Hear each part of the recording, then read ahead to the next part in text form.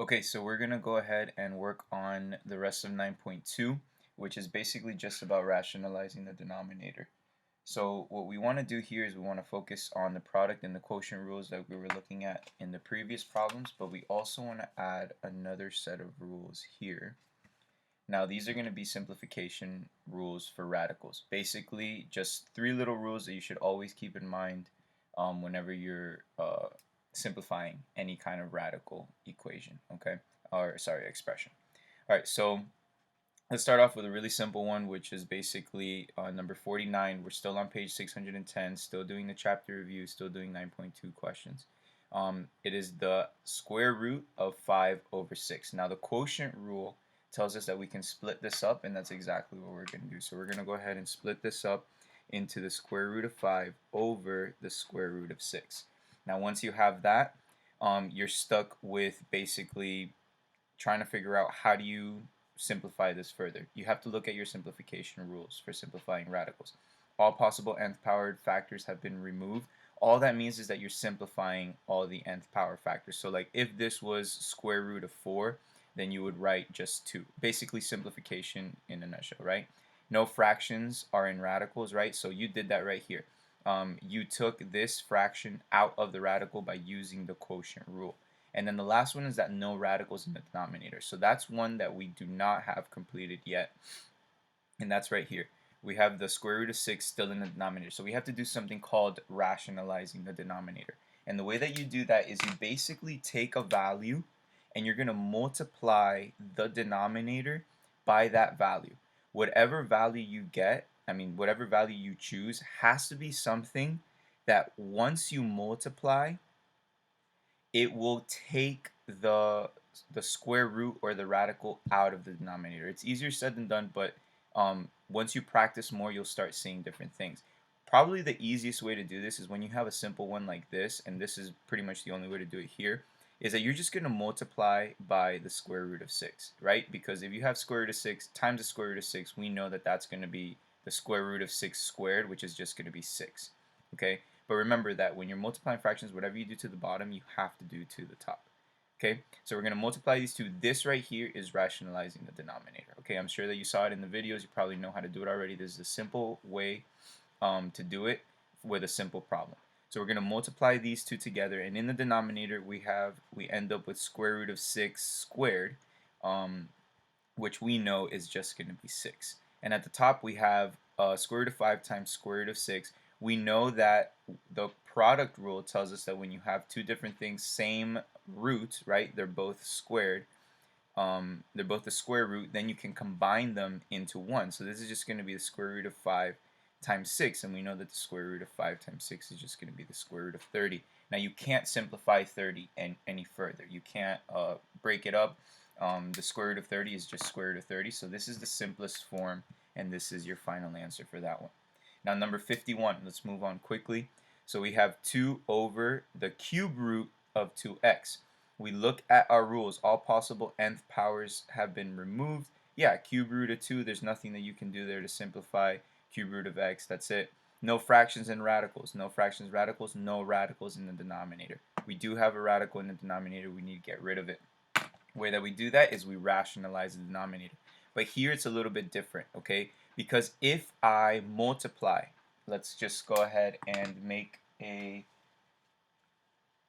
hypothetical scenario. Let's say that I do multiply here, and I multiply this times the cube root of 2x, right? And then I do the same thing to the top as I do to the bottom, okay? Just like we did up here, we multiplied the bottom by square root of 6, and we were able to get that final answer without a radical in the denominator. But we have to do something different here, because if I were to multiply this two together, then what I would get is actually the cube root of 4x squared. And now I cannot cancel out this cube with this 4 or with this, this cube root with this 4 or with this x squared. So this is not going to work. So we have to pick a different value that will give us something when we multiply that will allow us to cancel out that denominator. In this case, what you have to do is look at the cube root. The cube root is what? Something times itself, right? So something times itself 3 times is going to equal that. 2 times 2 times 2 will give you 8. So let's multiply times something that will give us 8 as an answer. And that's exactly what we're going to do. So let's go ahead here, and we're going to multiply times the cube root of 4. Why? Because 2 times 4 is going to then give me that answer of the cube root of 8. Okay? And we know that you can take the cube root of 8, which is going to be 2. Now let's worry about this x. Here we have an x. How can we cancel out the x in the cube root? Well, we're going to have an x cubed. Now to get that x cubed, I have to multiply by x squared. Now, this is a little bit difficult to just come up with like right off the top of your head, right? Practice, practice, practice. Keep doing these problems, and I promise you it'll become a lot easier to see, oh, I know what I need at the end. This is what I have to multiply by. And then here you have whatever you do to the bottom, you have to do to the top. Okay? So now that we did this right here, let's do the top. We multiply 2. That's going to be basically nothing else that you can do there. Okay, because like we said, we can't simplify this further up here at the top. So we just have this 2 times the cube root of 4x squared. But the bottom we can simplify, and we are going to simplify.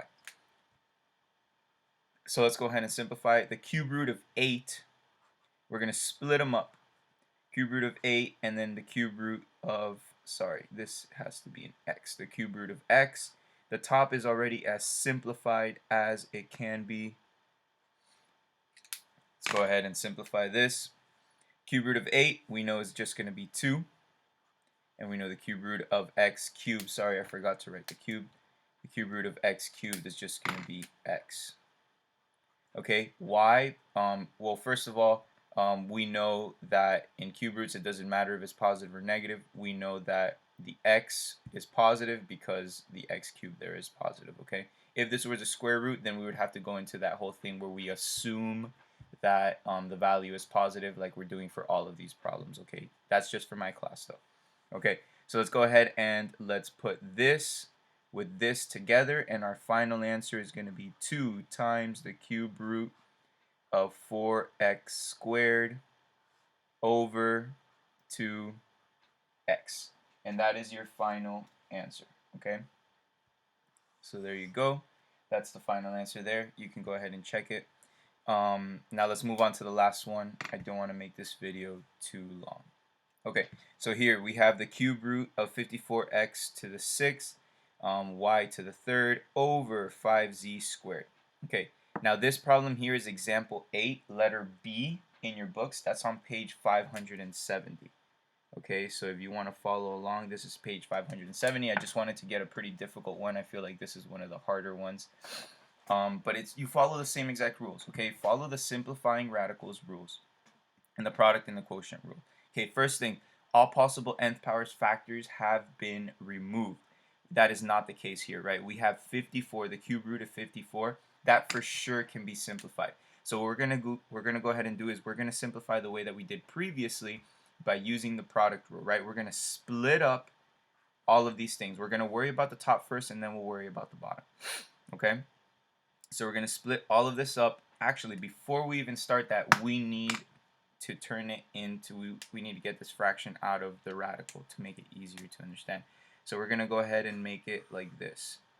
We have the cube root of 54 x to the 6th, y to the 3rd over the cube root of 5z squared. Now we didn't have to do that part first because we do know, because of the quotient rule, we know that this can split up into this, but we're just going to go ahead and do that to make it easier for us to understand. So this is what we're working with right now. Okay, let's go ahead and let's continue. So the cube root of 54, let's go ahead and let's split it up just like we did in the previous video. We're going to split these up. Okay, so we're going to have now the cube root of 54 times the cube root of x to the 6th times the cube root of y to the 3rd. So all I did to get from here to here was use the quotient rule. All I did to get from here to here is use the product rule. Okay, now we're going to split these up. Now remember, when you have a big number and it cannot split evenly into the cube root, what are you going to do? You're going to go ahead and you're going to use the prime factorization. Easiest way to do prime factorization, I'm going to do it over here because I'm running out of space, is to do a factor tree, right? When in doubt, divide by 2. So 54 divided by 2 is going to give you 27. 27 really can just be 3 and 9. And then here you have 3 and 3. Okay, so these are your prime factors. You have 3, 3, 3, and 2. Let's go ahead and let's split that up. Okay, so then here we have the cube root of 2 times 3 times 3 times 3. All right, multiply those four numbers together, you get 54. Okay, and then we do times whatever we get with the cube root of x to the 6. Now that one's pretty simple, right? But I'm still going to split it up, okay, because we're practicing. All right, so 3, the cube root of x to the 6th. All right, and then the last one here, we know the cube root of y cubed. Your book will tell you that it is y in the absolute value, but we are assuming that whenever we have a situation like this, the y is just going to be positive, so we're just going to write this out as y. We cancel that with that, it's just going to be y. And why is that? Because remember that a cube root is the same thing as an exponent of 1/3, right? So if you have y to the third to the 1/3, that's just going to be y to the 3 over 3, okay? Which is the same thing as y to the, so we're going to do the y to the 1. Okay, so that's just going to be y. All right, so let's go ahead and do this. Now we know what the next step is here. We're going to find the groups. Okay, so a group of 3. Here we have a group of 3. A cube root of 3 cubed is just going to be 3, right? 2 doesn't have a group, so 2 stays in the radical. Next, groups of 3, right? We have one group of 3 here. We have one group of 3 here. The cube root of x cubed is just going to be x. The cube root of x cubed is just going to be x. Okay? Now, the last thing over here is just this y. Okay, so basically we can now go ahead and we can just put this together. And let me get this marker back. And all we did so far was just simplify the top. We still have to do the bottom. Okay, so let's rewrite this. Remember, coefficient goes first. Okay, then we have x squared, then we have y, and we have square root of 2. Okay, and that's going to go over, so all I did was turn this into that. Okay, and now I still have the cube root of 5z squared in the bottom. All right, now we have to look at this last rule. So we got rid of the fractions and the radicals. We got rid of all the nth powered factors. What's left now is to rationalize the denominator so we can get rid of that 5z squared. So let's go ahead and do that. This 5z squared we're going to multiply by something that will get us out of this radical. Okay, multiplying by the cube root of 5z squared will not do that for us. We need to get something that can give us a cube root, like a perfect cube root. Okay, so we're going to have to multiply by, and let's go ahead and do it in a different color.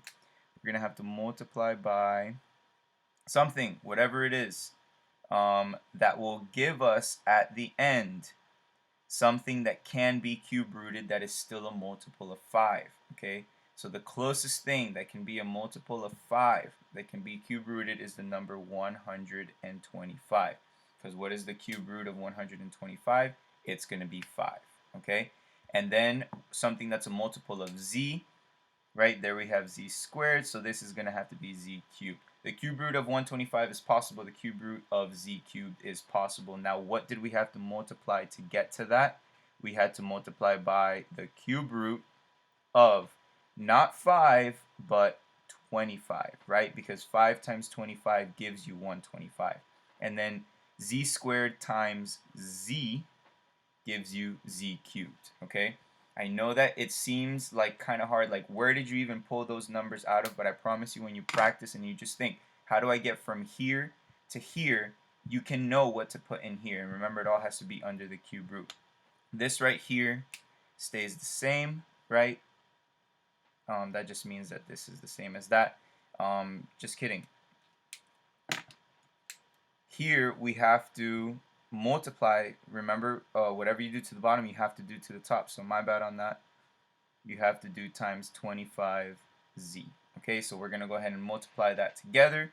I did forget to write this cube here. Please do your best to never forget to write the cube symbol, because then you'll think it's a squared and or a square root, and then you'll probably get it wrong afterwards when you're trying to simplify. I know the paper is like really messy. Let me move this up a bit so you guys can see well. Okay, we're still multiplying. 3 doesn't have to really be multiplied into this. Whatever is in the cube root is still getting multiplied on here. So let's just go ahead and write the whole thing out. I'm gonna write the whole thing out. It is 3x squared y, and then times the cube root of 2 times 25 times z. How did I do this? I just looked at what my two cube root things were. So in this case, I had a cube root here, I had a cube root here. Remember that when you're multiplying two cube roots together, you can put both of the factors in one cube root, okay? So that's what I did there. I'm multiplying those two together. Let's go ahead and let's simplify this now. Okay, so we're going to simplify this part. 2 times 25 is just going to be 50z. Alright, so inside here, we're going to do 3x squared y, and then the cube root of 50z. Okay, and then down here, the cube root of 125 is going to be 5. And the cube root of z cubed, we're assuming, sorry, we don't have to assume anything, is just going to be 5z. So that is the final answer. You can't take the cube root of 50. This 50 here is in the most simplified form possible. I'm going to write it one more time nice and big so you guys can see. X squared y. That 3 is not for the y. That 3 is for the cube root 50z over 5z. Look around. Is there anything else that can be simplified? No. This is your final answer. And that is basically it. There are some more questions that use the Pythagorean theorem. Those are pretty straightforward. Go ahead and answer those. You're basically just forming an equation using the Pythagorean theorem, and then using the same principles that we've been using here to get your final answer. And that's it for 9.2.